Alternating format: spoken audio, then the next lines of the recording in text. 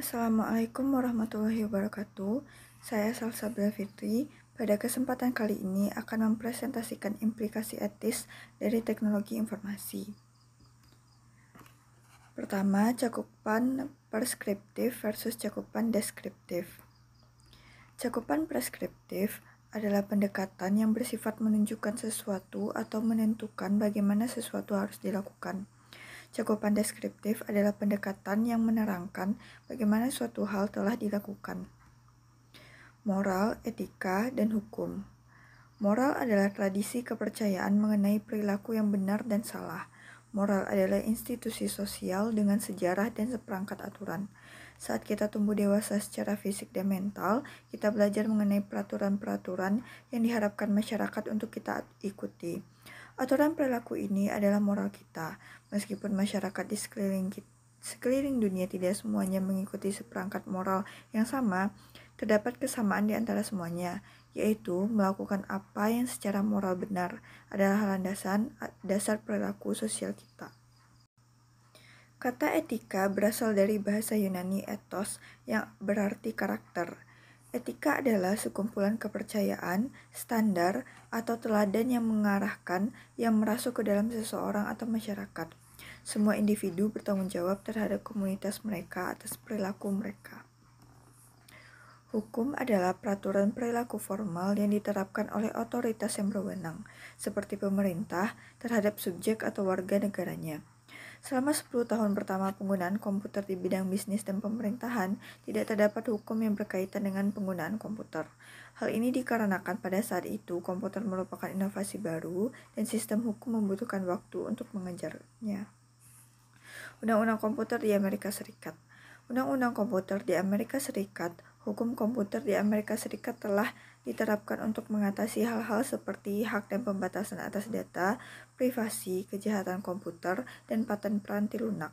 Keputusan pengadilan seperti State Street Decision juga berkontribusi terhadap hukum ini. Undang-undang paten peranti lunak di Uni Eropa. Uni Eropa telah mempertimbangkan untuk memperketat persyaratan untuk mematenkan peranti lunak yang tercantum di State Street Decision. Undang-undang privasi pribadi di Republik Rakyat Cina. Perhatian telah diberikan kepada masalah-masalah penggunaan komputer seperti keamanan negara, kepentingan sosial, kepentingan warga negara yang berdasarkan hukum, dan kode etik. Meletakkan moral, etika, dan hukum pada tempatnya. Penggunaan komputer di dunia bisnis diarahkan oleh nilai moral dan etis manajer, spesialis informasi, dan pengguna, serta hukum yang berlaku. Hukum adalah yang termudah untuk diinterpretasikan karena bersifat tertulis, tetapi etika tidak terdefinisi demikian tepat dan mungkin bahkan tidak disetujui oleh semua anggota masyarakat. Wilayah etika komputer yang kompleks inilah yang saat ini sangat banyak diperhatikan. 4. Kebutuhan akan budaya dan etika. Bagaimana budaya etika diterapkan? Tugas dari manajemen tingkat atas adalah untuk meyakinkan bahwa konsep etika merasuk ke seluruh organisasi dan turun ke jajaran bawah sehingga menyentuh setiap karyawan. Para eksekutif dapat mencari implementasi ini melalui 3 tingkat dalam bentuk kredo perusahaan, program etika, dan kode perusahaan yang telah disesuaikan. Kredo perusahaan atau corporate credo adalah pernyataan singkat mengenai nilai-nilai yang ingin dijunjung perusahaan. Tujuan kredo tersebut adalah untuk memberitahu individu dan organisasi baik di dalam maupun di luar perusahaan akan nilai-nilai etis yang dianut perusahaan tersebut.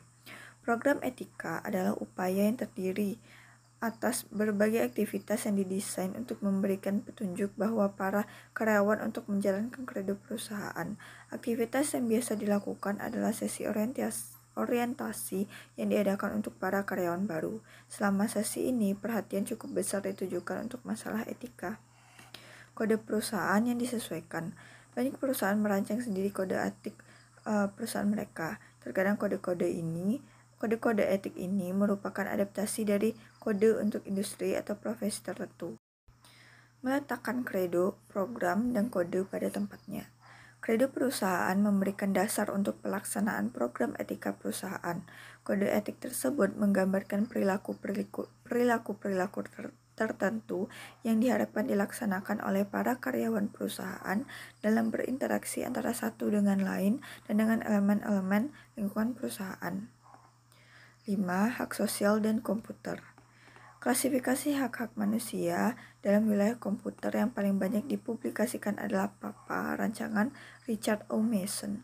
Masa menciptakan akronim PAPA untuk merepresentasikan empat hak dasar masyarakat sehubungan dengan informasi, yaitu ada hak privasi, hak untuk mendapatkan keakuratan, hak kepemilikan, dan hak mendapatkan akses.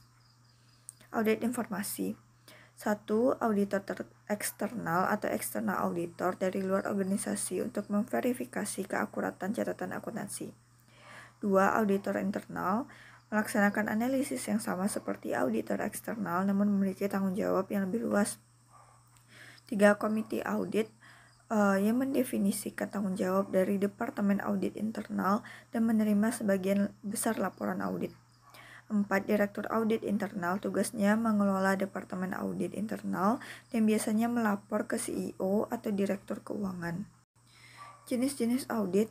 1. Audit finansial bertugas memverifikasi catatan-catatan perusahaan dan merupakan jenis aktivitas yang dilaksanakan auditor eksternal. Audit operasional tidak dilaksanakan untuk memverifikasi keakuratan catatan, melainkan untuk memvalidasi efektivitas prosedur. Yang ketiga, audit berkelanjutan sama dengan audit operasional, tetapi audit berkelanjutan berlangsung secara terus-menerus. 4. Desain sistem pengendalian internal, tugasnya menjaga agar sistem tersebut bekerja sesuai yang diharapkan. 6. Menerapkan etika dalam teknologi informasi. Kode etik dan perilaku profesional ACM, kode ini dibagi lagi menjadi 4 bagian.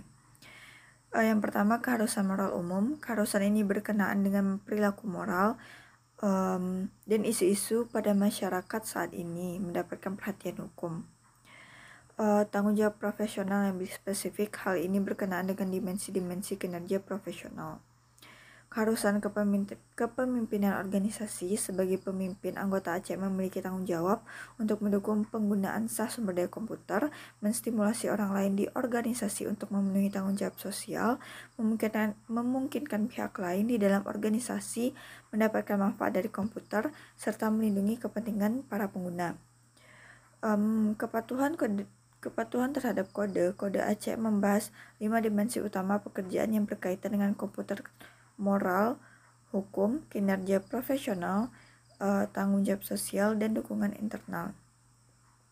Kode ini mencatat pengaruh penting yang dapat diterapkan para ahli peranti lunak yang pada sistem informasi dan terdiri atas ekspektasi di 8 hal penting, yaitu di masyarakat, klien dan atasan, produk, penilaian, manajemen, profesi, kolega, dan terakhir diri sendiri. Yang ketujuh, etik dan CIO. CIO dapat memberikan kontribusi besar kepada operasional perusahaan yang etis dengan cara memahami prinsip-prinsip akuntansi, menjaga agar sistem pelaporan finansial efektif, mendidik para eksekutif perusahaan mengenai sistem keuangan, memastikan bahwa alarm terpasang dengan sistem keuangan untuk memberitahu manajemen jika perusahaan melenceng dari jalurnya, menjadi pelaku aktif dalam mengomunikasikan informasi ke lingkungan mengenai sistem keuangan perusahaan, dan yang terakhir menjaga pengendalian pengeluaran teknologi informasi secara ketat. Demikian penjelasan bab 10. Terlebih dan terkurang saya mohon maaf. Wassalamualaikum warahmatullahi wabarakatuh.